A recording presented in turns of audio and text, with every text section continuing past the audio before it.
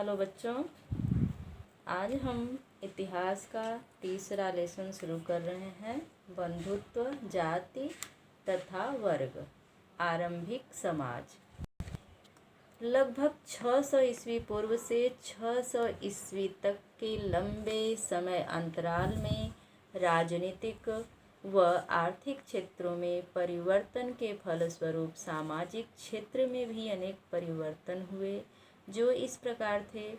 One क्षेत्र का कृषि क्षेत्र में विस्तार, लोगों की जीवन शैली में परिवर्तन, संपत्ति के असमान वितरण में अंतर तथा शिल्प समूहों के विभिन्न प्रकार के उदय।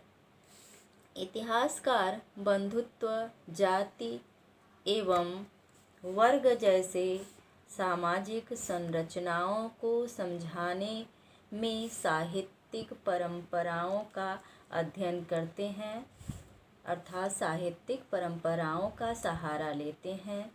इनमें कुछ परंपराएं सामाजिक मानदंडों को निर्धारित करने वाली होती हैं, कुछ साहित्यिक परंपराएं समाज का चित्रण करती हैं। प्रत्येक ग्रंथ व अभिलेख से किसी समुदाय विशेष में जानकारी मिलती है। तो किसी भी ग्रंथ या अभिलेख से क्या होता है, किसी समुदाय विशेष के विषय में जानकारी मिलती है, क्योंकि कोई ग्रंथ जो लिखा गया है वह किसी न किसी दरबारी कवि द्वारा लिखा गया है, या किसी ऋषि मुनि द्वारा लिखा गया है, या ऐसे ही अभिलेखों को उत्कीर्ण कराया गया है तो जिस राजा के द्वारा कराया गया है उसके विषय में विशेष जानकारी उपलब्ध होती है। फिर भी ये अभिलेख और ग्रंथ अपने समय के सभी क्षेत्रों पर प्रकाश डालते हैं। ऐसे ही ग्रंथों में है महाभारत।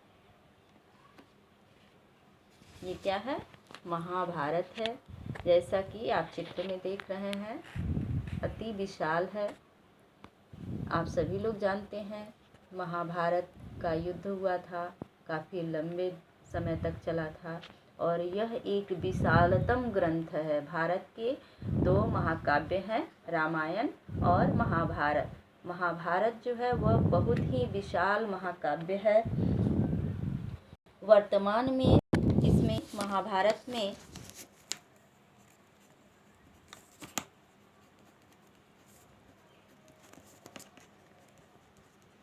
वर्तमान में 1,00,000 श्लोक हैं। मूल महाभारत प्रति में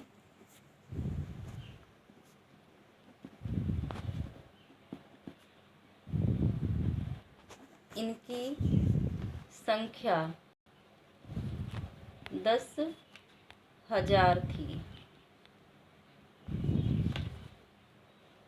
महाभारत में वर्तमान में जो महाभारत उपलब्ध है उसमें श्लोकों की संख्या कितनी है? 1,00,000 है, जबकि महाभारत की जो मूल प्रति थी उसमें मात्र 10,000 श्लोक थे। तो इस ग्रंथ की रचना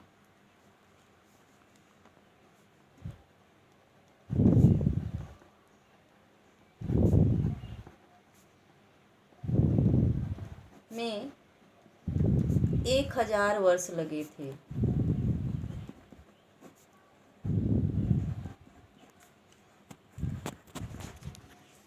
महाभारत में क्या है? 1,00,000 श्लोक हैं और मूल महाभारत में मात्र 10,000 श्लोक थे, और यह ग्रंथ लगभग 1,000 वर्ष में लिखा गया है। तो इस पर प्रश्न उठता है कि महाभारत की मूल कथा के रचयिता संभवतः कौन थे और वे क्या करते थे, या एक ही व्यक्ति ने महाभारत की रचना की? तो यह असंभव है, क्योंकि 1,000 वर्षों तक कोई भी व्यक्ति जीवित नहीं रह सकता है। तो इसका मतलब यह है कि किसी एक व्यक्ति ने महाभारत को नहीं रचा, या महाभारत की रचना नहीं की, या एक काल में महाभारत को नहीं लिखा गया है, महाभारत की रचना नहीं हुई है। अब हम महाभारत की रचनाकार के विषय में प्रकाश डाल रहे हैं। महाभारत की मूल कथा के रचयिता संभवतः भाट सारथी को माना जाता है। मूल कथा के रचयिता भाट सारथी, जिसे सूत कहा जाता था। सूत कौन होता था उस समय? जैसा कि अभी महाभारत आ रहा है, आप लोग देख रहे हैं, जो रथ चलाने वाले होते थे उन्हें सारथी कहा जाता था। ये लोग राजा के रथ के साथ युद्ध क्षेत्र में जाते थे और आंखों देखा हाल लिखा करते थे। तो ऐसे ही किसी सारथी द्वारा, जिन्हें सूत कहा जाता था, उन्होंने क्या किया, महाभारत के मूल प्रति की रचना की और अपने राजा की उपलब्धियों को ये लोग श्लोकों में लिखा करते थे। और बाद में क्या हुआ कि जब